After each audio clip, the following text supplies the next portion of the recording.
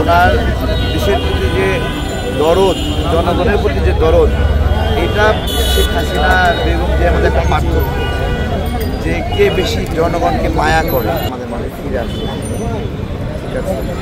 আবার আপনাদের যে আন্দোলন সংগ্রামের পরে যে গণতন্ত্রটা আসছে, মানে আগামীতে আসবে আপনারা আশা করছেন, মানে তিনি এক্ষেত্রে যে গণতন্ত্রটা আসার জন্য তার যে অবদান, সেই অবদানের বিষয়ে বাংলাদেশে অনেক মতের রাজনীতি আছে এবং সেই মতগুলো পরস্পরকে দমনের একটা লড়াই করে।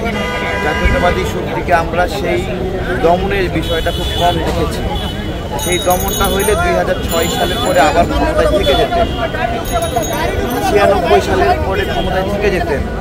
এই জায়গাতে ওনার দেশের প্রতি যে দরদ, জনগণের প্রতি যে দরদ, এটা শেখ হাসিনা বেগম যে আমাদের একটা পার্থক্য, যে কে বেশি জনগণকে মায়া করে। ঠিক আছে, এটাই। ধন্যবাদ সবাই। আপনি আসলে ভিতরে পরিস্থিতিটা কি দেখেছেন? যায়নি ইচ্ছা করি। এখন পর্যন্ত আপনি আসলে কি বুঝতেছেন? হ্যাঁ, এখন কিছু বোঝার নাই। আমরা রাতে যখন বিভিন্ন গুজব ছড়ালো উনি মারা গেছেন এবং ফেক প্রেস ব্রিফিংও আমরা দেখেছি, তো এগুলো বন্ধ করতে মানা করব। ঠিক আছে, রাজনৈতিক প্রতিপক্ষের জায়গা থেকে এখানে অনেক বড় বড় মহারথী আছে রাজনৈতিকভাবে।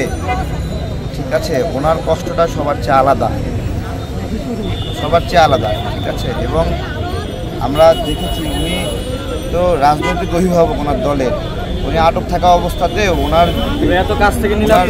নেতৃবৃন্দকে, কর্মীদেরকে উনি হিংস্র হওয়ার আদেশ দেননি। ঠিক আছে, অনেকে ভাবে বালুর ট্রাক বিভিন্ন কথা বলে, এগুলো ওনারা চাননি বলে এগুলো আপনার হলো, এগুলোর প্রতি হিংস্র আচরণ করা হয়নি, প্রতিক্রিয়া দেখানো হয়। এটাকে নমনীয়ভাবে নিয়ে অনেকে অসম্মান করে, কিন্তু মা বেগম জিয়া তার যে ডেডিকেশনটা দেশের মানুষ স্মরণ করবে। আমরা তাকে সুস্থ অবস্থায় দেখতে চাই, আমাদের মাঝে আবার আসবেন, আবার হাত নাড়াবেন, এটাই আর কি। ঠিক আছে।